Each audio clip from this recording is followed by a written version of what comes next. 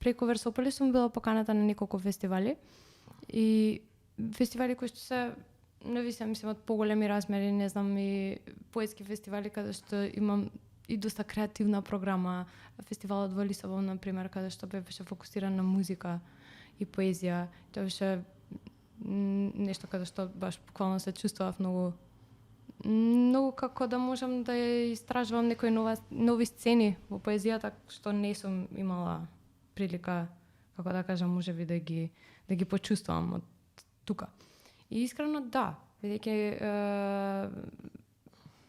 овие проекти беа инспиративни реално за мене и ми помогнаа да пак се вратам на пишувањето. Тоа ми беше баш првото искуство на излегување надвор од државата и одење на турнеја. Мислам, 1 недела, 2 недели бевме на турнеја и беше баш преубаво искуство. Самото склопување на проектот беше исто доста интензивно, имавме резиденции во сите држави од каде што имаше артисти. Бевме во Словенија, во Белгија бевме, во Франција, во Македонија. И не знам, некако сегде беше различно, сегде беше добро, сегде научивме нешто ново. Самиот проект беше поврзан со Првата светска војна. Баш бевме на места каде што се случувал, каде што имало фронтови. И додека творевме, мислам, учевме и за што се случувало баш на таа почва. И тоа на некој начин беше така убаво искуство. Тажно, ама убаво. Самото тоа што прв пат соработуваш со луѓе што се и од надвор, мислам, доста бев, мислам дека 18-19 години. И од кога го склопивме целиот проект, што беше доста тешко. Самата турнеја, мислам дека тоа највеќе ми значеше. Баш искачање, седнување у комбе и возење до различни градови и свирење. Не знам, али бега многу битен за мене, да бидам искрена. Бидејќи е првиот бенд кој што е права музика, во кој што права музика бендовски. Друго е, сум правила музика за соло пијано или музика за представи како композиторка пред тоа. А морам да признам дека тоа беше нешто што го сакав уште од средно, буквално. Иако не знам, едноставно немав екипа за тоа или не знам, немаше прилика.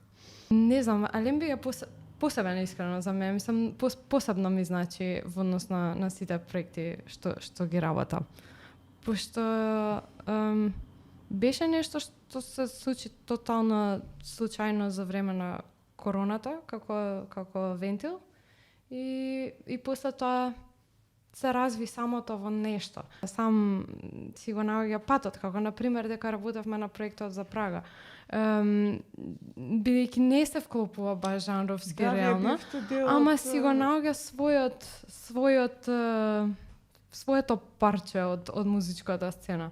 Во време на короната мене некако вентил ми беше социјалните мрежи. Не ми остана ништо друго да правам од најхаотичен, не знам, ден каде што одиш на факултет, па вечер свириш свирка во Бруклински, па после правиш ова, па идеш на проба, па нешто правиш музика.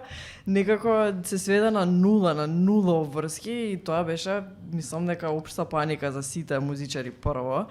Затоа што немаш кај да свириш, не знаеш што понатаму, си викаш па зашто сум на факултет уопште ако не можам да свирам. Таква нека кризна ситуација беше и мислам дека сите некако пробувавме да си најдеме некако вентил за креативност и ја го најдов во правење видеа. Мислам си правев музика преку ден за уствари да врставам музика да свирам. Сакав да не свирам веќе постоечки песни, сакав да биде нешто поконкретно мое. Го почнав како вентил и ми донесе некои многу убави работи, што како некој од Македонија ретко се случува на Балканот, би рекла. Мислам, гледам дека ретко се случува со социјалните мрежи и се бришат тие некои граници на ние сме од Балканот и не сме да толку битни. Затоа што немаш допир со тие компании. Мислам, и стварно е така, ама некако со социјалните мрежи се бришат тие граници, било кој може да ти ги види видеата. И не е само за компаниите, можеш да сум нашла и луѓе со кои што сум соработувала и сум имала преубави моменти кои што не знам дали од Америка, од Германија, од Берлин и слично. Тоа ми беше фокусот во тој труд. Ми беше најинтересно да ја проучувам публиката.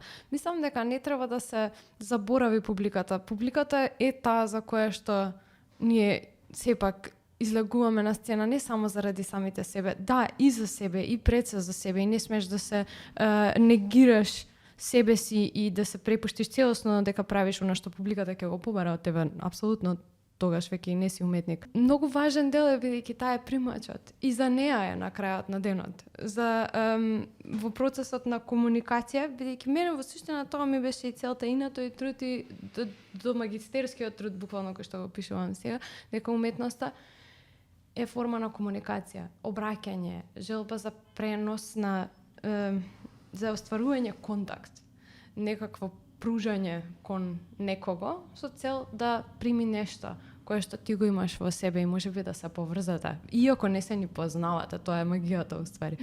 И мислам дека не треба да се заборави публиката, колку е таа важна. Колку е важна и во смисол да биде испочитувана од уметниците, а во исто време и таа да биде ангажирана во процесот, а не пасивна, бидејќи активен дел од тоа што се случува.